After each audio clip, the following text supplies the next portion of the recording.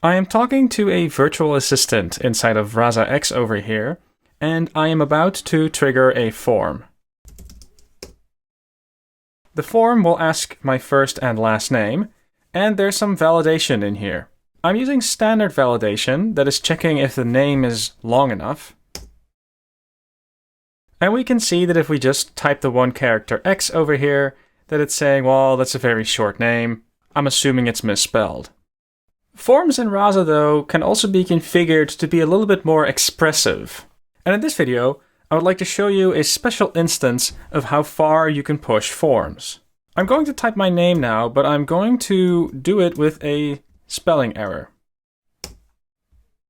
After giving this badly spelled name, it is detecting that there might be a spelling error happening, and I'm given the opportunity to correct myself. If I say no, it's not spelled correctly, then it will ask my first name again. If I now type in Vincent spelled correctly, it will not give the same prompt. And in fact, it's going to continue on with the form, and it will ask for my last name. Now, the form in question is quite short. I'm only asking for the first and last name, so the form here would be done.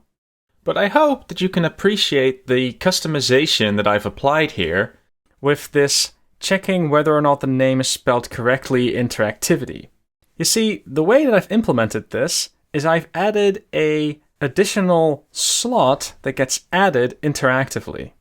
There's a slot called name spelled correctly here, and the way everything is currently set up is that this slot is going to be added to the form if the name that we provide here isn't matched by a large name list.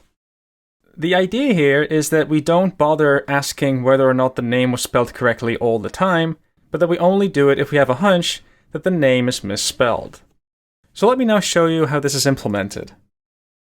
To configure a form, you need to set up your rules.yaml file, which I've done here, but I'm not really doing anything special.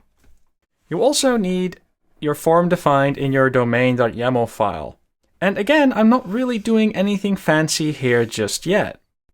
One thing that is a little bit fancy is that I have a first name slot, a last name slot, but also one for this thing called name spelled correctly. The main thing that's important here is that this is a Boolean. And with this setup, all the magic that you saw just now is handled by my actions.py file over here. Inside of my actions file here, I have a custom form validation action that will handle all the validation involved with the name form that you saw earlier. Now, there are some standard checks in here that I'll mention first. I have a very simple validate first name and a validate last name, and the only thing that this is going to do is it's going to check whether or not the name that is supplied is long enough. If a name is only one character, I think it's safe to assume that something is misspelled. But in other situations, there might also be a misspelling, but before assuming it, I would like to check that with the end user.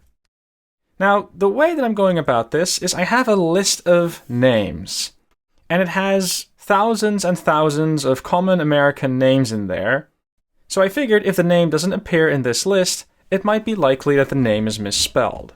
Note that you can also do this approach for non-American names. You can make a bigger name list if you'd like. Now, most of the magic that you saw before is happening inside of this required slots method.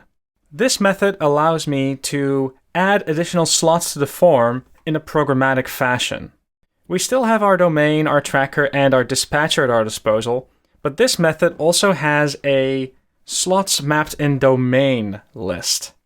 Effectively, what we're doing is we're saying if there's a first name that's detected, and if that detected first name doesn't appear in the name list, then maybe we need to check whether or not the name is spelled correctly. And this is a Boolean value that the user will have to set in the form. Another thing you can do inside of Rasa Forms is you can also customize how a slot is extracted.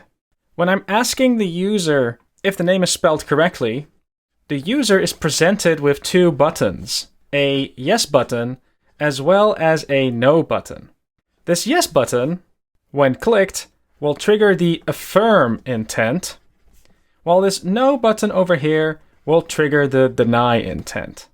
And basically I'm saying here, well, the value of this slot is whether or not the affirm intent was triggered.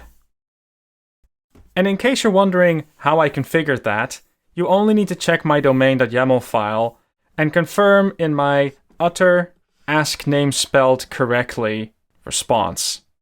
I have a text here that I'm sending along to the user, but there are also some buttons here that have a certain title, but in the payload with the backslash, I'll be manually triggering a intent when a button is pressed. Note again that I'm using the familiar syntax.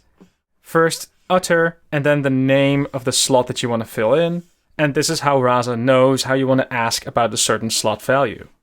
Once I have my name spelled correctly slot filled in, then I can go ahead and validate it. And here's another clever thing that's happening. I'm basically saying, if the name spelled correctly slot is true, well, then the user's telling me that the first name over here is just fine. If it's not true though, then I'm going to invalidate not just the name spelled correctly slot, but I'm also going to be doing the same thing to the first name. Which means that the form is going to detect that there's now something missing and that we have to ask the user about something again. Everything I've just shown you can be a lot to take in all at once, but one thing that will help you understand everything that's happening is Rasa X. When you're talking interactively with your assistant, you can see the slots that are currently being queried and filled in, and in the case of a button press, you can also see indeed that we are manually triggering a intent. My hope here for this video is that this will inspire you to explore these features more, but one thing I would want to urge you to consider is that what I'm showing here is a relatively advanced example. Maybe you don't need this in every single form out there. If you are interested in playing along though, all you have to do is go to the GitHub link that I've shared in the footnotes, and there you'll find a link that contains this example, so you can go ahead and play with it right away.